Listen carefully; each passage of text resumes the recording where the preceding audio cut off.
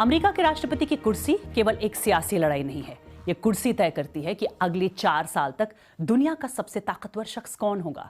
ताकत की इस जंग में जीत के लिए डोनाल्ड ट्रंप और जो बाइडेन दोनों एड़ी चोटी का जोर लगा रहे हैं, लेकिन इस चुनाव में उनका मुकद्दर इस बात से तय होगा कि कुछ अहम राज्यों की जनता किसे अपना समर्थन देती है। आज कवर स्टोरी में चर्चा ऐसे ही बैटल ग्राउंड स्टेट्स की।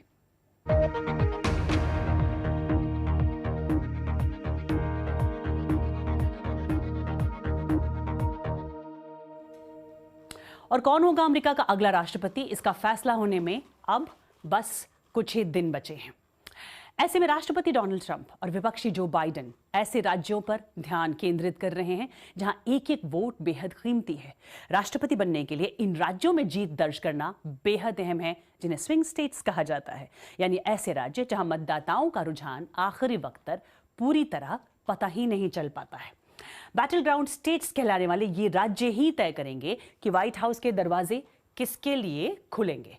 अमेरिका के 50 में से ज्यादातर राज्य ऐसे हैं जो स्पष्ट रूप से किसी एक पार्टी का ही समर्थन करते रहे हैं। मोटे तौर पर डेमोक्रेटिक और रिपब्लिकन रुझान वाले राज्यों की संख्या लगभग बराबर है।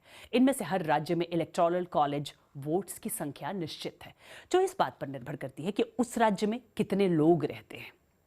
लेकिन स्विंग स्टेट्स में मतदान का अंदाजा लगाना काफी मुश्किल होता है, और यही वो राज्य होते हैं जहां आखिरकार तय होता है कि राष्ट्रपति कौन बनेगा। यही वजह है कि राष्ट्रपति चुनाव के कैंपेन में इन्हीं राज्यों में सबसे ज्यादा वक्त और सबसे ज्यादा पैसा खर्च किया जाता है। और इलेक्टोरल वोट के लिहाज से फ्लोरिडा अमेरिका के बड़े स्विंग स्टेट्स में से एक है। विविधता से भरा लेकिन कंजर्वेटिव रुझान वाला ये राज्य। पिछले चुनाव में यहां के जिन बुजुर्ग वोटरों ने ट्रंप को जीत दिलाने में मदद की थी, वहीं इस चुनाव के ताजा सर्वेक्षणों में ट्रंप के खिलाफ नजर आ रहे हैं। देखिए बीबीसी के नॉर्थ अमेरिका एडिटर जॉन सोपेल की ये रिपोर्ट।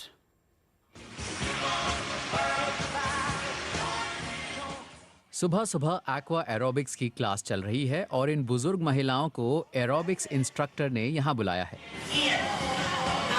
लेकिन पानी से बाहर निकलने पर इन्हें एक और अहम फैसला लेना है। इस चुनाव में वो ट्रंप का समर्थन कर रही हैं या बाइडेन का।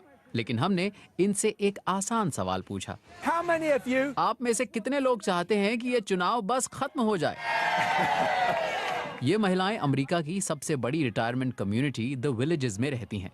5 से ज्यादा जिलों में फैली इस कम्युनिटी की आबादी 1.25 लाख से थोड़ी ज्यादा है, और यहाँ आने जाने के लिए लोग गोल्फ कार्ट का इस्तेमाल करना पसंद करते हैं। शुरुआती मतदान जारी है। यहाँ के बुजुर्गों का वोट डोनाल्ड ट्रंप के दोबारा चुने जाने के लिए जरूरी है, लेकिन यहाँ के रिपब्लिकन वोटरों का रुझान साफ नहीं है। दोनों दलों को पता है कि वो पोस्टल वोटिंग में कैसा प्रदर्शन कर रहे हैं, और डेमोक्रेट्स थोड़े खुश नजर आ रहे हैं। अब तक डाले गए सभी वोट पोस्टल वोट हैं, और नतीजे पहले के अनुमान से बेहतर हैं। 50% से ज्यादा डेमोक्रेट के पक्ष में गए हैं। मुझे लगता है कि जिस तरह के रुझान दिख रहे थे वो अभी भी बरकरार हैं और मजबूत ही हो रहे हैं। 4 साल पहले द विलेजेस में ट्रंप को शानदार जीत हासिल हुई थी, लेकिन सर्वेक्षणों से पता चला है कि 65 साल से ऊपर के लोगों ने बाइडेन को ज्यादा पसंद किया है। अगर वोटिंग के दिन भी ऐसा ही रहता है तो फ्लोरिडा में ये निर्णायक साबित हो सकता है। लेकिन 4 साल पहले की ही तरह रिपब्लिकन्स का कहना है कि सर्वे के नतीजों पर ज्यादा भरोसा करने की जरूरत नहीं है।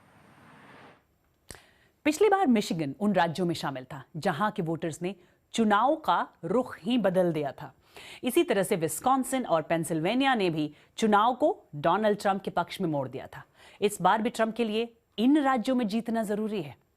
एरिजोना और नॉर्थ कैरोलिना 2 ऐसे अमेरिकी राज्य हैं जो बड़े हैं। यहां मुकाबला भी कांटे का रहता है।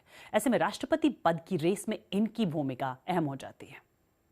लेकिन क्या डोनाल्ड ट्रंप इस बार भी इन राज्यों में जीत दर्ज करा पाएंगे?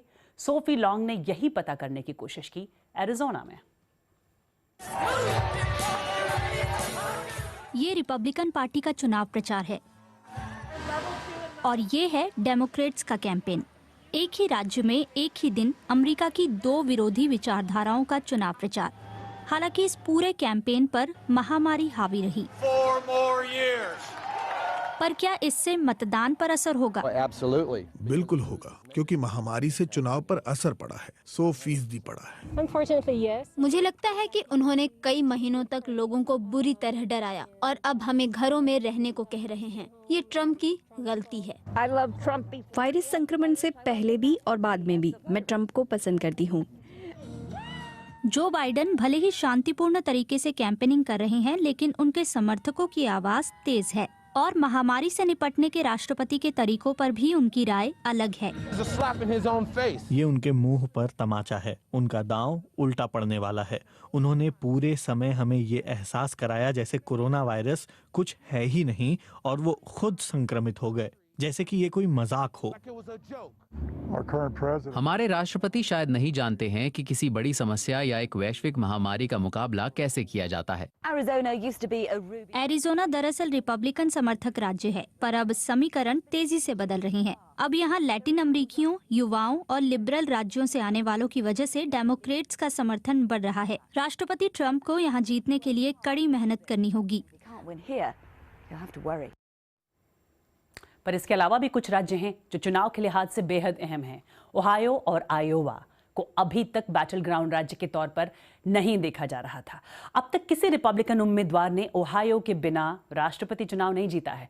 ताजा रुझानों के मुताबिक ओहायो और आयोवा में दोनों पार्टियों के उम्मीदवारों के बीच कांटे की टक्कर है और एक वक्त रिपब्लिकन्स का गढ़ माने जाने वाले टेक्सास और जॉर्जिया भी उनके लिए अब उतने सुरक्षित नहीं रह गए हैं। विशेषज्ञ मानते हैं कि इन राज्यों में फैसला किसी के भी पक्ष में आ सकता है।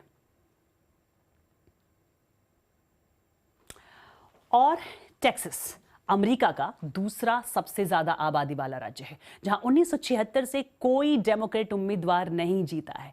हालांकि टेक्सास पब्लिक रेडियो के डेविड मार्टिन डेविस बताते हैं कि इस बार रुझानों में जो बाइडेन डेमोक्रेट्स का सपना साकार करने के बेहद करीब नजर आ रहे हैं। परंपरागत रूप से माना यही जाता है कि टेक्सास रिपब्लिकन्स का गढ़ है, लेकिन इस बार के चुनाव में इसे स्विंग स्टेट माना जा रहा है। ऐसा इसलिए क्योंकि पिछले कुछ चुनावों में डेमोक्रेट्स ने हार का अंतर कम किया है। प्रोग्रेसिव्स का मानना है कि इस बार बाजी उनके हाथ लग सकती है। हालांकि अब तक ऐसा नहीं हुआ है। पिछली बार डोनाल्ड ट्रंप ने यहाँ 52% वोटों के साथ जीत दर्ज की थी। टेक्सास की आबादी करीब 3 करोड़ है। ऐसे में 38 इलेक्टोरल वोट्स के साथ टेक्सास व्हाइट हाउस के दरवाजे तक पहुंच को आसान बनाता है। हाईटेक, फार्मिंग और एनर्जी टेक्सास की अर्थव्यवस्था के आधार है। तेल की कीमत में आई गिरावट ने टेक्सास को नुकसान पहुंचाया है। हालांकि पवन और सौर ऊर्जा के क्षेत्र में काफी संभावनाएं हैं। हालांकि यहाँ के नेता जलवायु परिवर्तन के खतरों को नकारते रहे हैं। अब स्विंग स्टेट्स में कौन बाजी मारेगा, इससे तय होगा कि व्हाइट हाउस में कौन जाएगा।